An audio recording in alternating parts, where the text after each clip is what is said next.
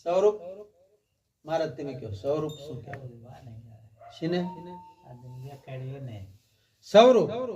પછી અરૂપ. અરૂપ કોને કહેવાય? અરૂપ અરૂપ કોને કહેવાય? હે રૂપ વિનાનું હોય ને અરૂપ કહેવાય. એ અરૂપ તમે પારક જ્ઞાન થયું છે એને ખબર પડે કે આ રૂપ આ પારક જ્ઞાન નથી થયું. એ વાત કહે છે કે રૂપ નથી ને અરૂપ કહેવાય. એ તમારું સ્વરૂપ છે.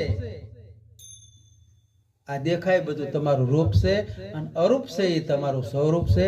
એનું તો આપણને ભાન હોવું જોઈએ.